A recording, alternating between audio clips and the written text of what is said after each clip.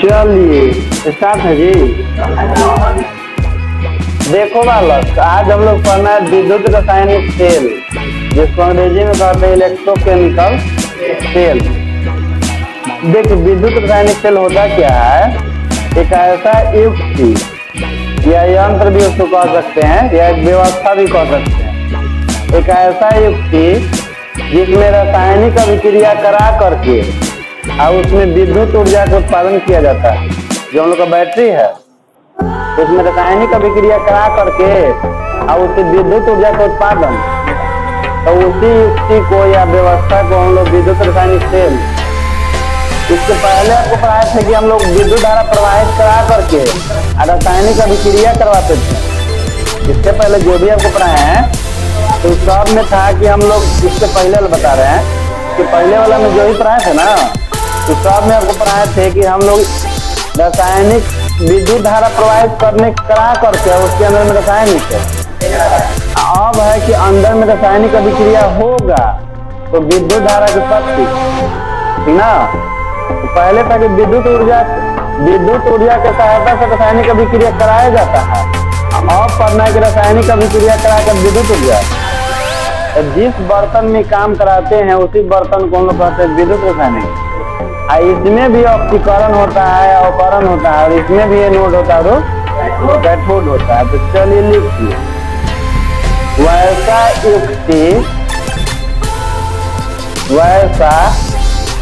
युक्ति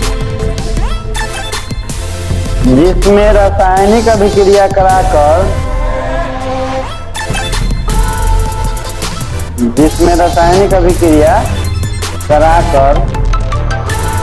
विद्युत ऊर्जा उत्पन्न की जाती है।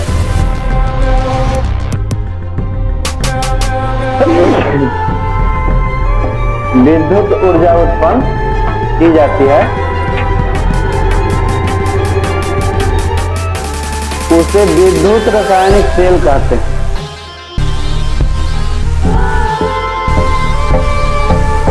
उसे विद्युत रासायनिक सेल कहते हैं।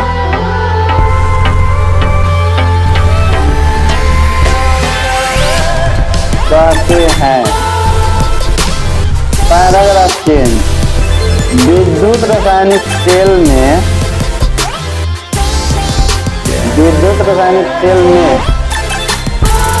एनोड पर ऑक्सीकरण, विद्युत रासायनिक सेल में एनोड पर ऑक्सीकरण और कैथोड पर अवकरण होता है।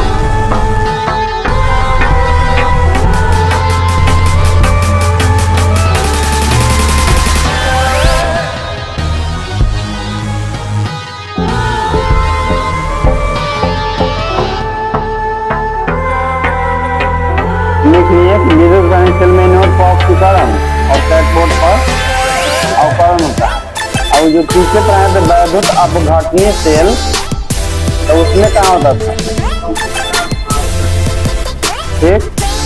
तो ऑक्सीकरण की परिभाषा लिखा है पीछे, फिर से एक बार लिख लीजिए, ऑक्सीकरण लिख के डाल दीजिए, क्योंकि यहाँ से आपका सब इम्पोर्टेंट एग्जाम के बेसिस है।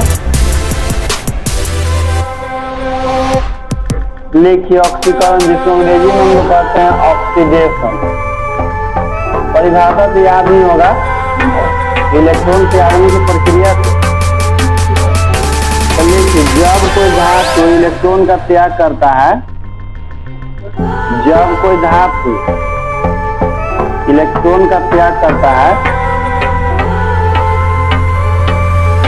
जब कोई धातु इलेक्ट्रॉन का त्याग करता है तो उसे ऑक्सीकरण कहते हैं, तो उसे ऑक्सीकरण कहते हैं। ऑक्सीकरण कहते हैं। एक तो रिएक्शन लिख लीजिएगा, Zn Zn2 + 2E, अब ब्रैकेट में हम लिख लेंगे ऑक्सीकरण।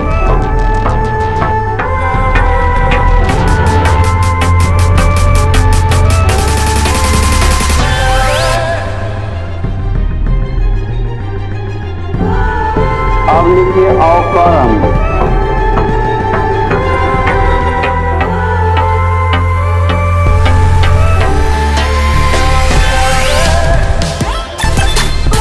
लिखिए जब कोई तत्व इलेक्ट्रॉन ग्रहण करता है, जब कोई तत्व इलेक्ट्रॉन ग्रहण करता है, जब कोई तत्व इलेक्ट्रॉन ग्रहण करता है तो उसे अवकरण कहते हैं, तो उसे अवकरण कहते हैं।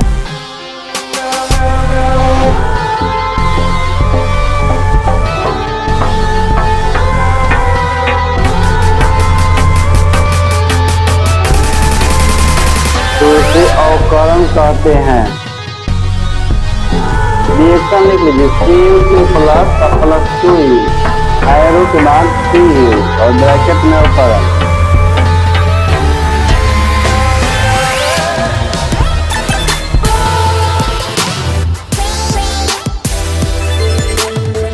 हो गया ना।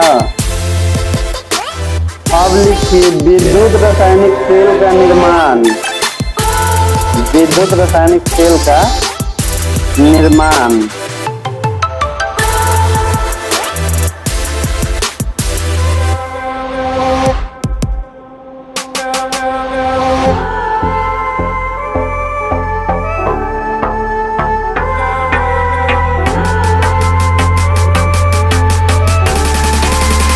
देखिए विद्युत रासायनिक सेल के निर्माण में हम लोग को 3 को बात पढ़ना है।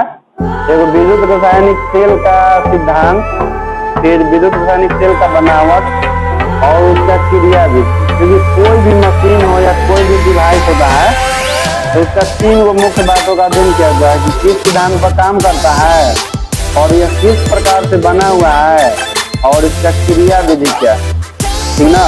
तो सबसे पहले सिद्धांत लिख दे दीजिए। सिद्धांत लिखिए रासायनिक अभिक्रिया के फलस्वरूप विद्युत ऊर्जा का उत्पादन करना,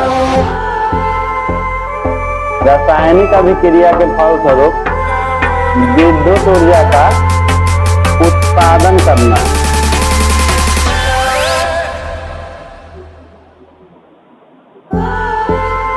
विद्युत ऊर्जा का उत्पादन करना।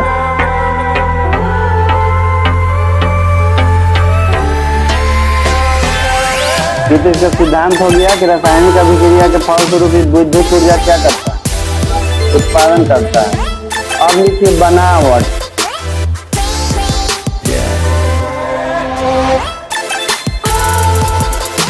देखिए बनावट में 2 चीज आता है, वो तो चित्र आता है और चित्र का वर्णन आता है। सबसे पहले क्या कीजिए कि चित्र बनाते हैं हम लोग।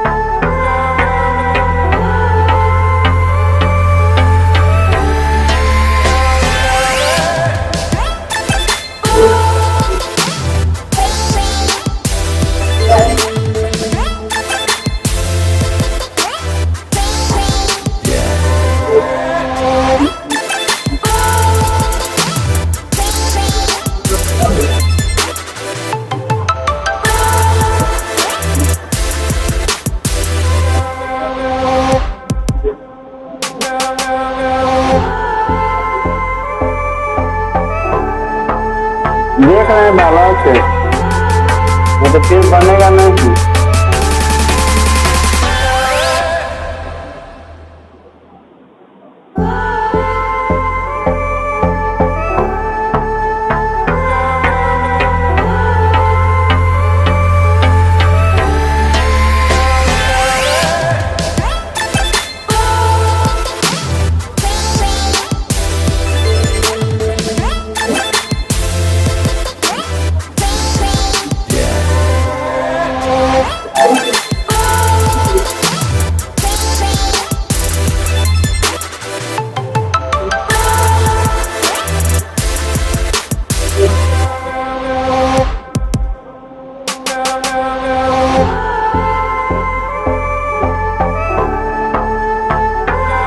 बनाते के लिए आप लोग भी, लेकिन रुक जाइए थोड़ा सा।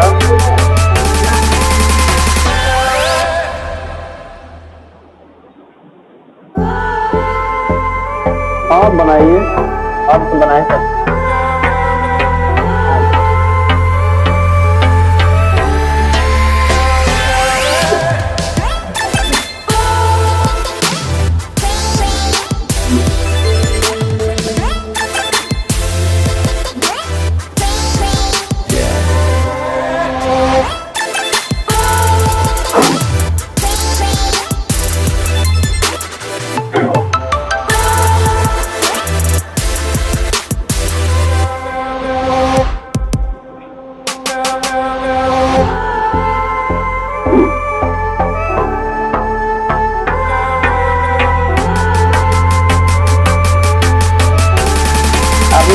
वर्किंग सेल पड़े थे ना, उसमें नोट धनात्मक होता है कि ऋणात्मक, और इसमें ऋणात्मक होता है।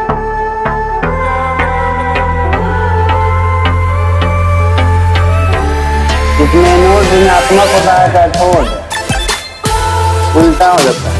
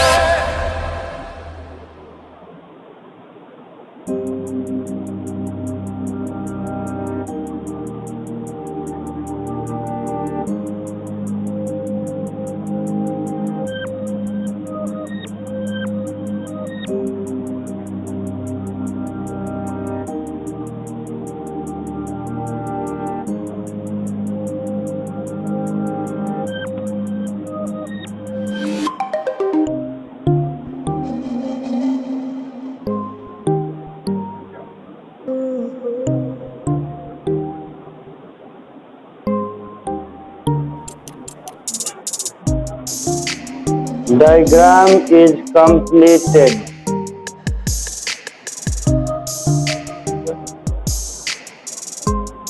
डायग्राम कंप्लीट हो गया, लेकिन थोड़ा सा केवल बिलियन इसमें भरना है।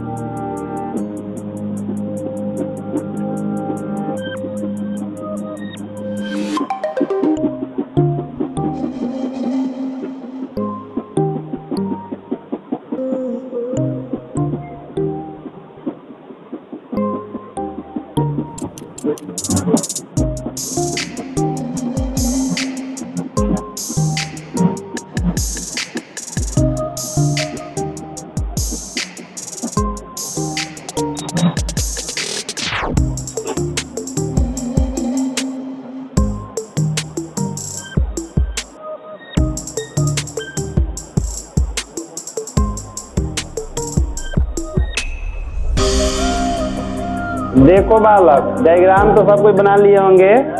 डायग्राम में क्या है कि सबसे पहले क्या करते हैं कि एक हम लोग बर्तन लेते हैं और उसमें 1 मोलर ZnSO4 का विलयन लेते हैं और एक दूसरा बर्तन लेते हैं जिसमें 1 मोलर CuSO4 का विलयन लेते हैं। तो CuSO4 के विलयन में कॉपर का एगो छड़ डुबा देते हैं और ZnSO4 के विलयन में एगो जिंक का छड़ डुबा देते हैं। इसमें क्या करते हैं कि एक तो कुंजी लगाते हैं, कुंजी मतलब स्विच, और एक तो वोल्टमीटर, और दोनों को एक बाहरी तार से हम लोग जोड़ते हैं। तार बाहर में है ना। अब देखिए दोनों विलयन को आपस में संपर्क स्थापित करने के लिए हम लोग एक लवण सेतु जोड़ देते हैं। लवण सेतु का मतलब होता है कि इसमें KNO3 या KCl का विलयन भरा होता है। KNO3 या KCl का गाढ़ा विलयन होता है।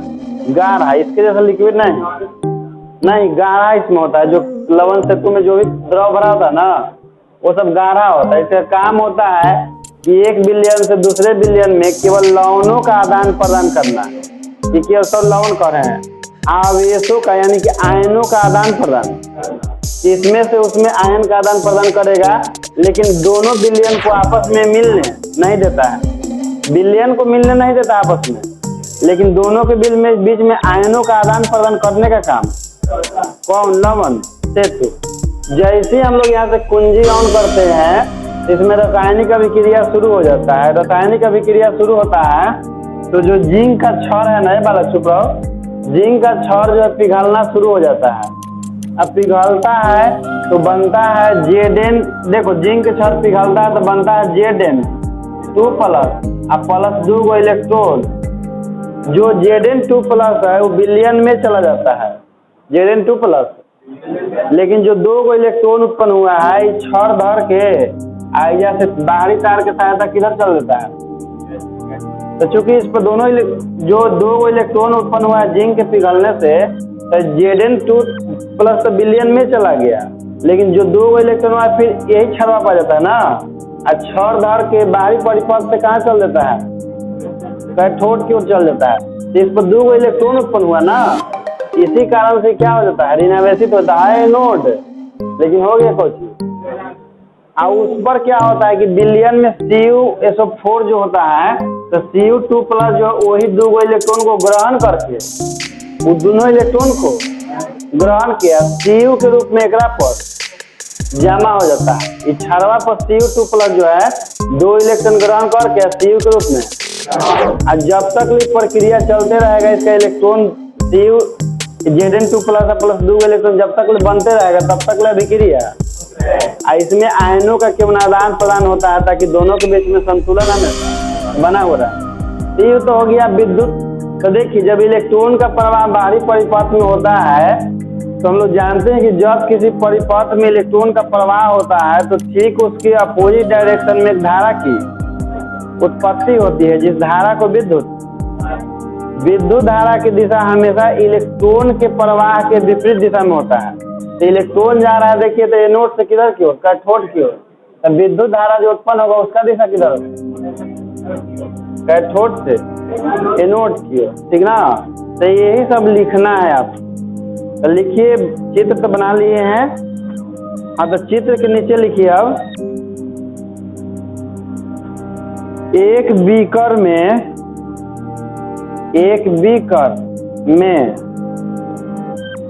1 मोलर Zn4 का विलयन लेकर, एक बीकर में 1 मोलर Zn4 का विलयन लेकर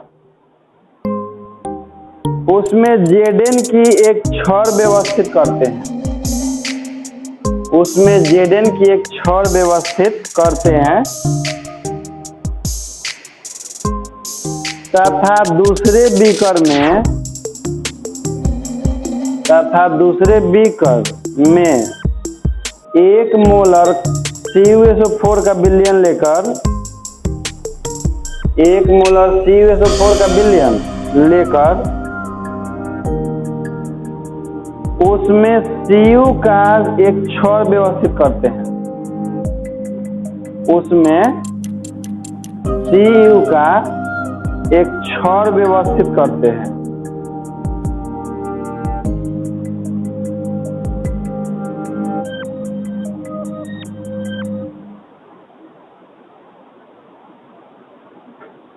चित्रानुसार तांबे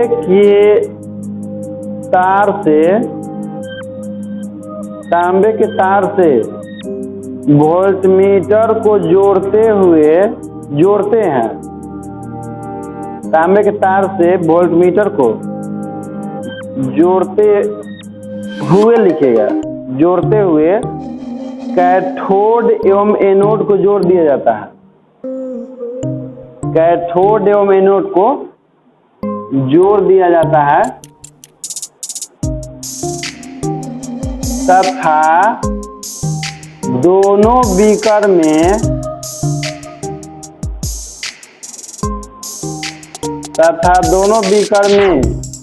एक लवण सेतु स्थापित कर दिया जाता है, एक लवण सेतु स्थापित कर दिया जाता है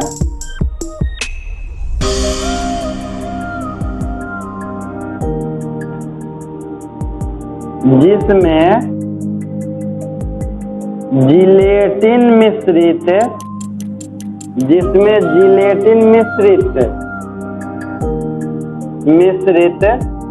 KNO3 या KCl या NH4Cl, जिसमें जिलेटिन मिश्रित KNO3 या HCl या NH4Cl का गाढ़ा विलयन रहता है, गाढ़ा विलयन रहता है।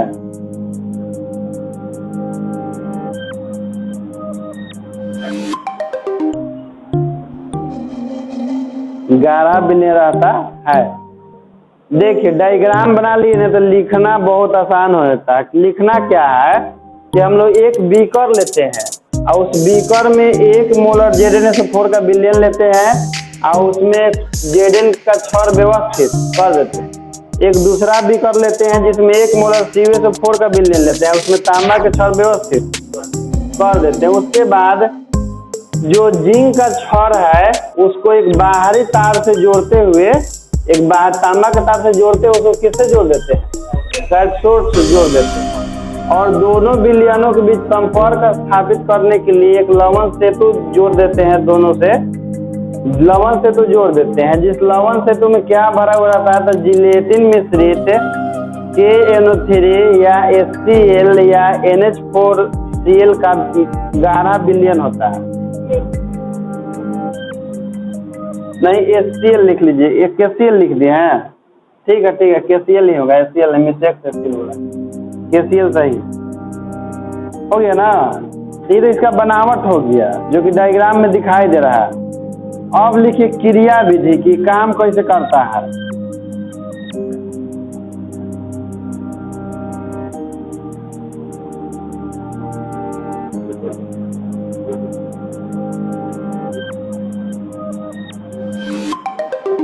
क्रिया विधि लिख लिया।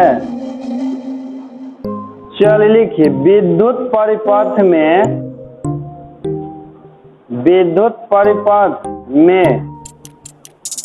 लगे कुंजी, विद्युत परिपथ में लगे कुंजी, पूंजी लिख लिया। कुंजी ऐसे लिखता है, लगता है प है। विद्युत परिपथ में लगे कुंजी, ब्रैकेट में स्विच लिख लीजिएगा। स्विच ब्रैकेट बंद को दबाने पर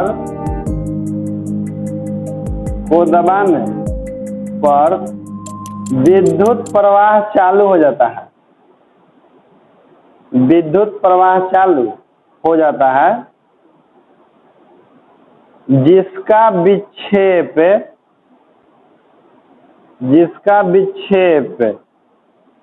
वोल्टमीटर में स्पष्ट रूप से देखा जाता है।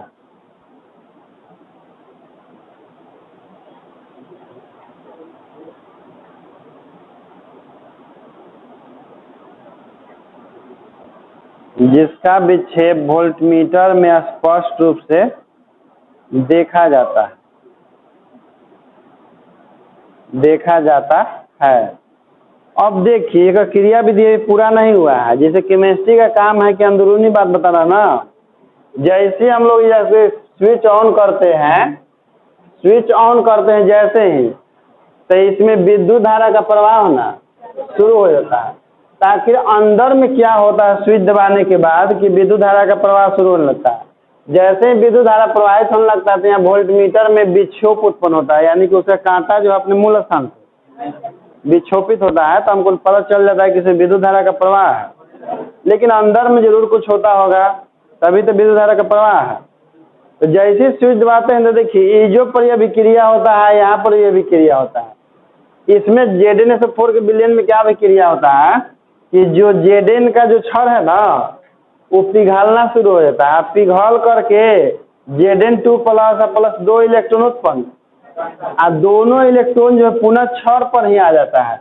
और क्षण धर करके बाहरी परिपथ से कहाँ पर चल जाता है, कैथोड में। तो देखिए, इलेक्ट्रॉन तो इस क्षण धर के उसमें चल जा रहा है, लेकिन Zn2 प्लस ये विलयन में रह जा रहा है ना। तो विलयन के सांद्रण धीरे धीरे बढ़ेगा कि घटेगा, क्योंकि इसमें कणों की संख्या धीरे धीरे बढ़ रहा है ना।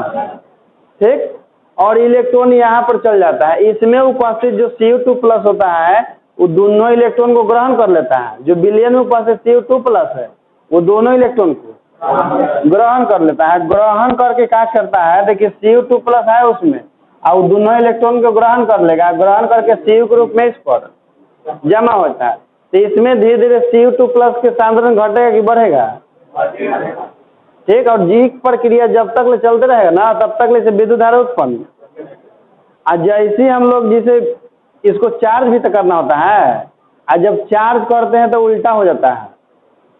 कहने का मतलब कि फिर जिंक जमा होने लगेगा, अगला फिर पिघलने लगता है। जब जब चार्ज करते हैं तो प्रक्रिया उल्टा हो जाता है। और जब भी यूज करते हैं तो ऐसे चलता है कि ये पिघलेगा, इलेक्ट्रॉन एक से जाएगा, तो उल्टा चलता है। लेकिन इसमें कंडीशन है कि जितना एक बाहरी विभवांतर होता है उतना ही आंतरिक विभवांतर हो जाता है। तो सेल उस समय चार्ज हमेशा जितना एक वोल्टेज होता है ना, उसे बाहर से ज़्यादा वोल्टेज अप्लाई करना पड़ता है, तब जाके चार्ज होता है। तो यूज करते समय इस प्रकार से विक्रिया होता है। और जब चार्ज करते हैं तो उल्टा दिशा में होता है, इलेक्ट्रॉन ऐसे आता है अब विद्युत धारा ऐसे जाता है। तो चलिए यही सब लिखना है आपको। तो सबसे पहले उसमें लिखिए जिंक इलेक्ट्रोड कि जिंक लिखिए उसमें जिंक इलेक्ट्रोड मतलब कि जिंक इलेक्ट्रोड पर किस प्रकार से विक्रिया होता है, कहने का मतलब है जिंक इलेक्ट्रोड लिख करके डाल दीजिए इलेक्ट्रोड लिखिए जेडन इलेक्ट्रोड घूलकर जेडन इलेक्ट्रोड घूलकर ZnSO4 के विलयन में जाने लगता है। जेडन इलेक्ट्रोड घूलकर ZnSO4 के विलयन में जाने लगता है।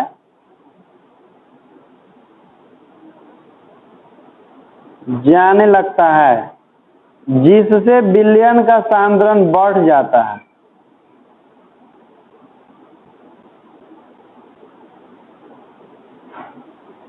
जिससे विलयन का सांद्रण बढ़ जाता है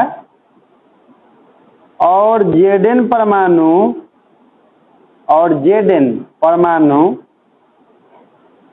2 इलेक्ट्रॉन का त्याग करके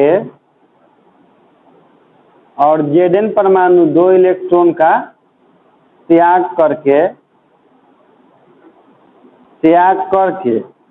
Zn2+ आयन में परिवर्तित हो जाता है। Zn2+ आयन में परिवर्तित हो जाता है।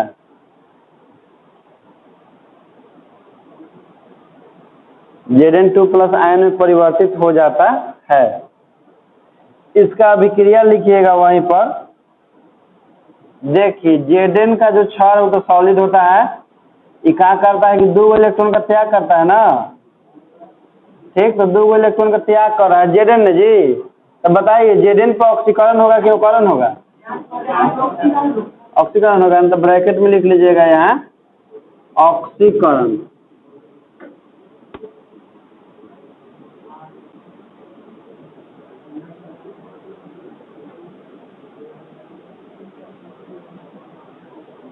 Zn सॉलिड ना होता है क्षार, 2 इलेक्ट्रॉन का त्याग कर रहा है। तो इलेक्ट्रॉन त्यागने की प्रक्रिया को ऑक्सीकरण कहते हैं। अभिक्रिया लिख लीजिए। कोई चित्रवा के नीचे मत बना लेना, कैसे कि पिछला साल पढ़ा रहे तो कहें कि नीचे लिख लो, तो क्या किया कि चित्रवा के नीचे लिख लिया।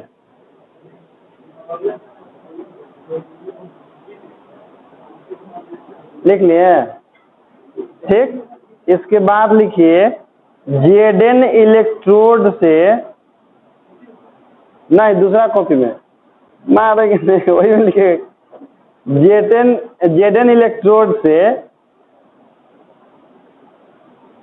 इलेक्ट्रॉन तार के द्वारा Zn इलेक्ट्रोड से इलेक्ट्रॉन तार के द्वारा Cu की छड़ पर जाता है। Cu की छड़ पर जाता है और Zn2+ आयन छड़ से हटकर विलयन में प्रवेश कर जाता है। और Zn2+ आयन छड़ से हटकर विलयन में प्रवेश कर जाता है।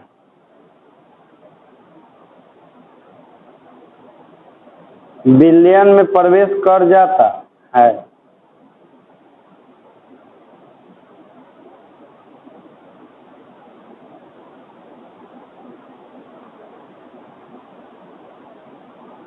प्रवेश कर जाता है।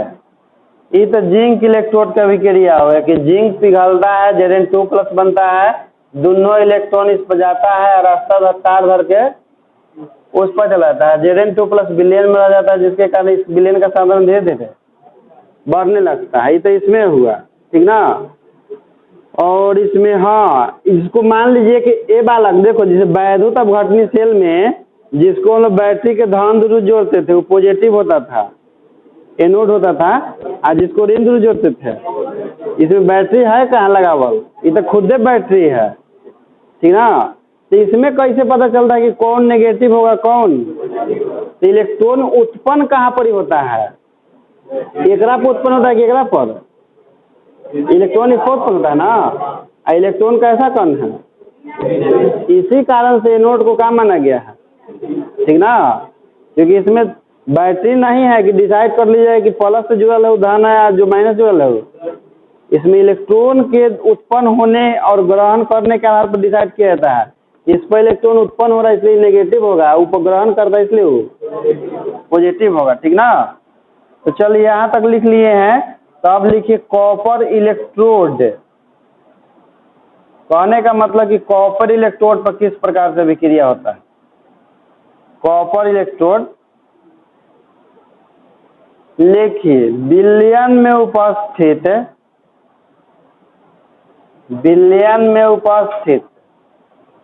Cu2+ आयन, विलयन में उपस्थित Cu2+ आयन इलेक्ट्रोड से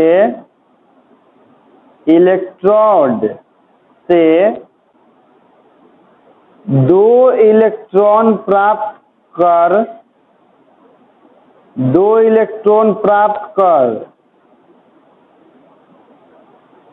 Cu परमाणु में बदल जाता है, Cu परमाणु में बदल जाता है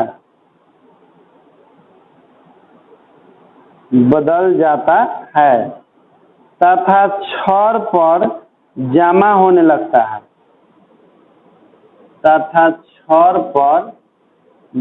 होने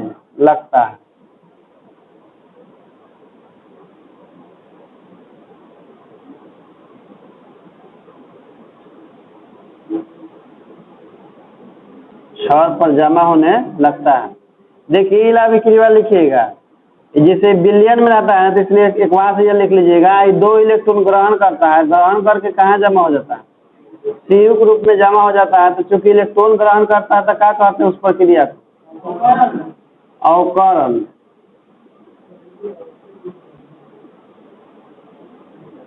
उसमें छूट गया था एक क्यू यहाँ पर लिखने के लिए, क्योंकि बिलियन में चल जाता है Zn2+, तो बिलियन के फॉर्म में होता है जब कोई भी धातु तो उसको क्या लिखते हैं, एक्वास ना। ये एक क्यू छूट गया था, यहाँ पर एक क्यू दे दिए। 21 पर होने वाली विक्रिया है, तांबा के छड़ पर कि जिंक के छड़ पर। तांबा के छड़ के पास 2 इलेक्ट्रॉन जाता है ना, ये कॉपर कहता है कि दोनों 2 हमरा और दे देता है, जाकर बैठ जाता है। जैसे हम लोग कैसे कहते हैं कि कुर्सी है 2 हमरा, तो कुर्सियाँ मिल जाएगा तो कुर्सी आप क्या करेंगे, तो इसी वो 2 इलेक्ट्रॉन ले लेता है ओकरे पे जाके Cu के रूप में। तो अब विक्रिया लिख लीला, तो लिख लिए, तो इसके बाद नीचे लिखिए अतः पूर्ण सेल के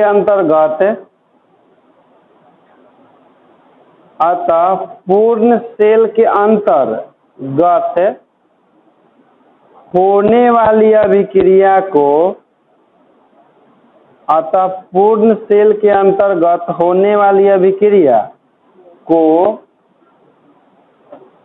निम्न प्रकार से निरूपित किया जा सकता है।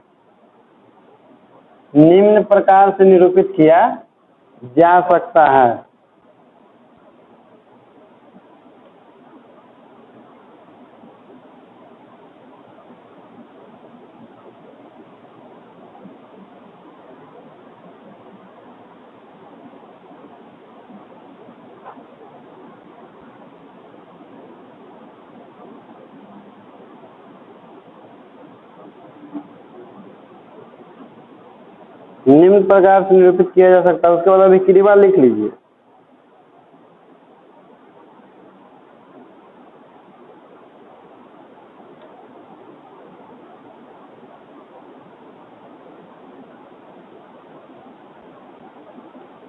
अभिक्रिया लिख लिए। आप पूछ सकते हैं कि सर वो कैसे लिखें, तो देखिए कैसे लिखे, यहाँ पर देख लीजिएगा। जैसे वो तो लिख लिए होगा आप लोग, लेकिन यहाँ पर देखिए दबाला, जैसे 2 इलेक्ट्रॉन से 2 इलेक्ट्रॉन, तो लिखिएगा नहीं ला, क्या लिखिएगा Zn(S) प्लस Cu2+ लिखिएगा इस तरह से। अब फिर इधर क्या लिखेंगे, Zn2 प्लस अब एक से अब प्लस, तो देखिए तो उतने बराबर है कि नहीं, है ना। तो हम डायरेक्टली लिख दिए वहां पर, लेकिन आता है इस प्रकार से, आप केवल उसको लिखिए, लिख लिए। इसके बाद लिखिएगा कि इस अभिक्रिया के आधार पर, उसके नीचे इस अभिक्रिया के आधार पर, इस अभिक्रिया के आधार पर बना सेल, इस अभिक्रिया के आधार पर बना सेल डेनियल सेल कहलाता है। डेनियल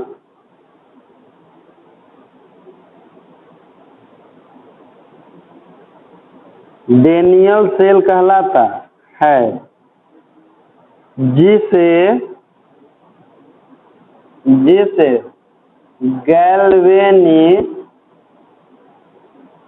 गैल्वेनी सेल या वोल्टीय सेल, जिसे गैल्वेनी सेल या वोल्टीय सेल भी कहते हैं, जिसे गैल्वेनी सेल या वोल्टीय सेल भी कहते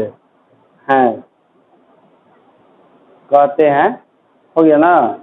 अब देखिए पूरा व्यवस्था एक बार फिर सुन लीजिए। क्या करते हैं कि एगो बीकर लेते हैं और उस बीकर में 1 मोलर Zn4 का विलयन लेते हैं और उसमें एगो Zn का क्षार व्यवस्थित कर देते हैं। उसके बाद एगो दूसरा बीकर लेते हैं यानी कि बर्तन, और उसमें 1 मोलर कॉपर सल्फेट का विलयन लेते हैं और उसमें कॉपर का क्षार व्यवस्थित कर देते हैं, और दोनों क्षार को एक तार के द्वारा, तांबा के तार द्वारा बाहरी रूप से जोड़ देते हैं, ठीक। और उसके बाद आंतरिक रूप से दोनों विलयनों को एक लवण सेतु के द्वारा जोड़ देते हैं, जिस लवण सेतु के अंदर में जिलेटिन मिश्रित KNO3 KCl या NH4Cl का गाढ़ा मिश्रण भरा हुआ है। तो ये तो हो गया इसका बनावट। अब उसके बाद उसका क्रिया विधि क्या है कि जैसे हम लोग कुंजी को दबाते हैं यानी कि स्विच ऑन करते हैं, इसमें अभिक्रिया होना शुरू होता है।